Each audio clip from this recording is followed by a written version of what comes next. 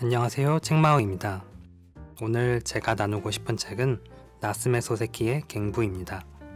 갱부는 한 청년이 과거에 겪은 일을 회고한 내용인데요. 세상과 자신에게 절망해서 가출한 청년이 갱부가 되려는 과정에서 자신의 삶을 바꾸는 경험을 하고 깨달음을 얻은 이야기입니다. 풀스토리를 알고 싶으신 분들은 지금 우측 상단에 나오는 카드를 눌러주세요. 짧게 책을 요약하자면 이렇습니다.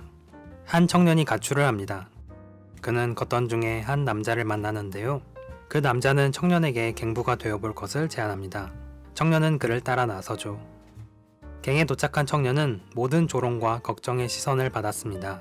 허약한 체질에 손을 더럽히지 않았을 것 같은 외모가 갱과 맞지 않았기 때문이죠. 그럼에도 청년은 갱부가 되겠다며 사람들의 만류를 뿌리칩니다. 넉넉한 집안에서 자라온 그는 입맛에 맞지 않은 식사와 이불 속 빈대 등을 겪으며 최종 관문인 작업장 체험에 나섭니다. 가장 마지막 장소까지 갔다가 올라오는 길에 그는 진정한 죽음을 느낍니다. 길을 잃고 헤매는 그를 야스라는 이름의 갱부가 도와줍니다. 다른 갱부들과 달리 청년을 존중하고 진지하게 대한 야스는 청년과 비슷하게 교육을 받은 사람이었습니다. 그렇지만 갱부가 되어 있었죠. 청년은 그 갱부의 사연을 들으며 자신이 가출한 진짜 동기가 그다지 가치 있지 않았음을 깨닫습니다. 최종적으로 기관지염 진단을 받아 돌아갈 것을 제안받았지만 청년은 남아서 갱부가 되겠다고 합니다. 갱부 대신 장부 적는 역할을 맡은 청년은 5개월 후 다시 고향으로 돌아갑니다. 나스메 소세키의 6번째 책인 갱부는 마지막에 청년이 5개월 후 고향에 돌아갔다는 내용을 제외하면 단 며칠 사이의 일을 서술합니다. 약 48시간 내지 72시간 사이에 한 사람의 절망적인 심리와 상반된 생각들, 허영심에 대해 섬세하게 묘사했습니다. 주인공이 만 19세였다는 점에서 특별히 청년을 대상으로 메시지를 전달하고 있음을 알 수 있습니다. 소세키가 절망, 청년, 죽음을 테마로 잡은 이유는 그가 겪은 현실에서 찾아볼 수 있습니다. 그가 갱부를 연재하기 5년 전인 1903년에 자신의 제자였던 후지무라 마사오가 투신 자살을 했기 때문이죠. 이때 후지무라가 남긴 글이 공개되었는데요. 거기서 그는 인생이란 풀리지 않는 범위 끝에 죽음을 결정했기에 아무 불안이 없다고 적습니다. 아무래도 개인적으로도 관계가 있던 젊은 제자가 염세적인 글을 남기고 생을 마감했기에 그에 대한 대답을 하고자 갱부를 집필한 것 같습니다. 비록 갱부에서 주인공의 이름은 나오지 않더라도요.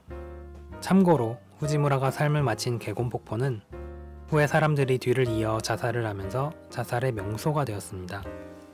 이 소설은 청년이 왜 가출을 했는지, 그 근본적인 동기가 무엇인지를 이해하고 공감하는 즐거움이 있었습니다. 표면적인 이유만 추측하며 짚어보자면 청년은 대외적으로 결정된 결혼이 있었지만 다른 사람을 마음에 두었던 것 같습니다. 삼각관계라고 볼 수 있겠는데요. 이 일로 가족들은 청년을 힐난하고 소통은 오해만 키워갑니다. 청년은 감정적으로 힘들어하다가 세상의 실증을 느끼게 됩니다. 그렇지만 문제는 다른 측면에서 더 깊어졌습니다. 청년이 자신에 대해 절망한 것이었습니다. 외부를 변화시켜 문제를 해결하는 데에만 집중했던 청년이 그런 자신의 모습을 알아차리고 회의감을 가집니다. 그래서 이제는 자신이 할 수 있는 선택지를 뽑았습니다. 자살, 자멸, 도망. 세 선택지 중에서 청년은 도망을 택했습니다. 자살하기에는 두려움이 컸고 자멸하기에는 부모님께 피해가 가기 때문이었죠. 이런 전후 사정을 소설의 처음부터 중반까지 읽으면서 청년이 겪은 내적 고민을 이해하는 게 즐거웠습니다. 또한 이 소설은 청년 시기의 어린 모습을 잘 보여주었습니다. 주인공은 진지하게 절망하면서도 허영심이 컸습니다. 자신의 존재가 인정받기를 바랬던 모습을 미래의 주인공은 솔직하게 고백합니다. 상황마다 변하는 자기 마음에 당황하면서도 자기가 뭐라도 된 양 객기를 부리는 주인공은 미래에서 성찰해도 모순덩어리였던 것 같습니다. 사실 청년식이라고 말씀드렸지만 이는 나이와 상관없이 어느 연령의 사람이라도 해당될 수 있는 내용 같습니다. 누구라도 자신에 대해 상반된 생각과 감정을 지닐 수 있기 때문입니다. 가출 초기에 주인공은 회전하는 그림자와 같이 일관적이지 않고 모순이 넘치는 자신을 받아들일 수 없었습니다. 그렇지만 외부에 대한 기대 버튼을 꺼둔 상황에서 그는 자의식 과잉이라는 벽을 세워두었습니다.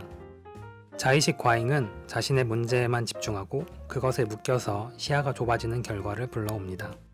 외부와 너무 힘겹게 싸운 나머지 주인공이 극단적으로 자기 문제에 집착한 건 어쩔 수 없었던 과정 같습니다.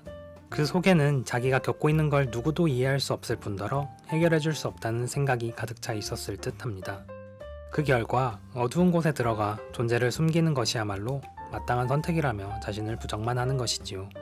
하지만 동시에 자신을 긍정하는 타인이나 그런 순간에 기뻐합니다. 자의식 과잉은 이 부조화를 다시 자신을 부정하는 생각으로 메꾸려고 합니다. 일종의 시소와 같은 것이지요. 하지만 좁고 깊고 낮고 잘 보이지 않는 갱에서 겪은 죽음의 느낌과 야스라는 한 갱부가 있었기에 주인공은 모순된 자신의 모습을 균형 있게 받아들일 수 있었습니다. 그동안의 시소놀이가 마치 낙하산 없이 떨어지는 VR 체험을 하면 시시해지는 것처럼 말이죠. 자신이 실제라고 믿으며 누구도 부술 수 없다고 구축한 성이 이런 경험으로 무너집니다. 주인공의 엉성함과 애매함이 깨지는 순간은 굉장히 통쾌한 장면이었습니다. 여기서 주인공은 돌아가지 않겠다는 결심을 이전처럼 합니다. 그러나 이는 이전과는 전혀 다른 결심이었습니다. 도망을 목적으로 아무 생각 없이 갱부가 되어서 자기 연민과 절망에 빠지려 한 선택이 아니었습니다. 그는 도망 중 직면이란 선택을 했습니다. 적극적으로 현실 속에서 자신을 테스트했습니다. 5개월만 일하고 고향으로 돌아간 게 아니라 5개월을 일하고 고향으로 돌아간 것입니다. 이 부분은 비록 책에서 문장 몇 개밖에 되지 않지만 가출 직후의 주인공의 심리와 비교해보면 놀라운 변화입니다. 장부 적는 역할이라도 달라진 마음가짐으로 임하는 갱에서의 생활은 진정으로 구원받은 자의 태도가 아닌가 싶습니다. 심리학에 Fight or Flight라는 개념이 있습니다. 우리가 위협을 느꼈을 때 취하는 선택이 직면 또는 도망의 부류로 나누어진다는 내용입니다. 갱부의 주인공은 위기 속에서 Flight, 도망이라는 선택을 했습니다. 은연중에 사람들은 직면하는 사람은 용기가 있다고 또 도망치는 사람은 패배자라고 인식하는 것 같습니다. 아마 그래서 주인공의 선택도 좋지 않은 선택으로 보시는 분도 계실 듯 합니다. 하지만 저는 그 선택 자체가 중요하다고 보지 않습니다. 누구나 위기 속에서 직면을 한 경험과 도망친 경험이 있을 것입니다. 우리가 집중해서 보아야 할 중요한 점은 그 선택 이후의 과정입니다.